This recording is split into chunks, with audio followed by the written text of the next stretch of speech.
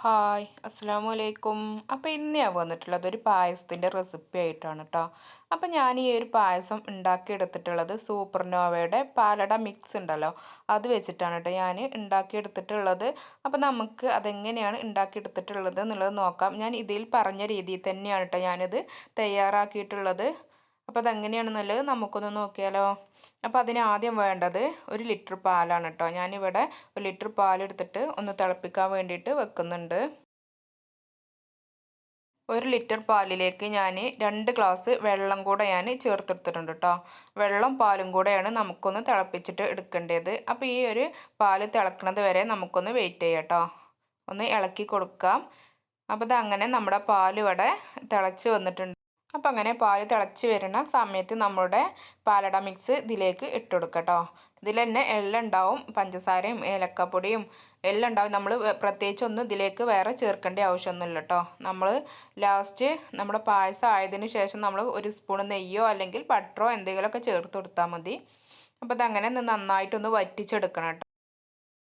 അപ്പോൾ നമുക്ക് ഇതേപോലെ തന്നെ ഒന്ന് ഇളക്കി കൊടുത്തിട്ടൊന്ന് വറ്റിച്ചെടുക്കാം കേട്ടോ. നമ്മൾ 1 ലിറ്റർ പാലും 2 ഗ്ലാസ് വെള്ളം കൂടെയാണല്ലോ ഒഴിച്ചു കൊടുത്തത്. അപ്പോൾ അതിൻ്റെ പകുതി ആകുന്നത് വരെ ഇതേപോലെ ഒന്ന് ഇളക്കിക്കൊണ്ടേ ഇരിക്കണം കേട്ടോ. അപ്പോൾ അതങ്ങനെ ഏകദേശം നമ്മളെ അടവട വെന്തിട്ടുണ്ട്. ഇനി ഒന്നും കൂടി ഒന്ന് നമുക്ക് കുറുകി കിട്ടാനുണ്ട് കേട്ടോ. നന്നായിട്ടൊന്ന് കുറുകി കിട്ടണം. അപ്പോൾ ഇതാ കണ്ടില്ലേ, ഈ കുറുകി വരുന്ന സമയത്ത് തന്നെ നമ്മുടെ അടൻ്റെ കളറൊക്കെ ചെറുതായിട്ടൊന്ന് ചേഞ്ച് ആയിട്ട് വരും കേട്ടോ. അപ്പോൾ പാല് തിളക്കണ സമയത്ത് ഇതാ കണ്ടില്ലേ, അടങ്ങനെ മുകളിലേക്ക് വരുന്നുണ്ട്. അപ്പോൾ ആ ഒരു സമയം വരെ നമുക്കിതൊന്ന് വറ്റിച്ചിട്ട് തന്നെ എടുക്കണം കേട്ടോ. എനിക്ക് ഈ ഒരു പായസം റെഡി ആവാൻ എടുത്ത സമയം 3/4 മണിക്കൂറോളം ആയിട്ടുണ്ട് കേട്ടോ. അപ്പം നമ്മുടെ പായസമൊക്കെ ഇവിടെ റെഡി ആയിട്ടുണ്ട്. ഇനി നമുക്കിതിലേക്ക് വേണ്ടത് നെയ്യാണ്. ഞാനൊരു 3/4 സ്പൂൺ നെയ്യ് ഇതിലേക്ക് ഒഴിച്ചു കൊടുക്കുന്നുണ്ട് കേട്ടോ.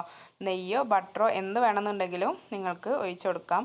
അപ്പോൾ ഇതാ കണ്ടില്ലേ, നമ്മുടെ പായസം ഇവിടെ റെഡി ആയിട്ടുണ്ട്. ഇനി ഒന്ന് തണുത്ത് വരുമ്പോൾ ഒന്നും കൂടെ ഒന്ന് കുറുകിയിട്ട് വരും കേട്ടോ.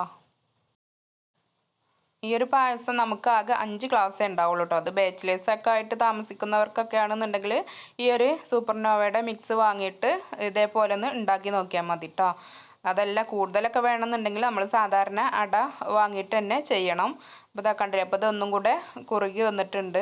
അപ്പോൾ നിങ്ങൾക്ക് ഈ ഒരു വീഡിയോ ഇഷ്ടപ്പെട്ടാൽ പ്ലീസ് ഒന്ന് സബ്സ്ക്രൈബ് ചെയ്തുകൊണ്ട് ഒന്ന് സപ്പോർട്ട് ചെയ്യണം കേട്ടോ. അപ്പോൾ മറ്റൊരു റെസിപ്പിയുമായിട്ട് അടുത്ത ദിവസം വരുന്നത് വരേക്കും എല്ലാവർക്കും അസ്സലാമു അലൈക്കും.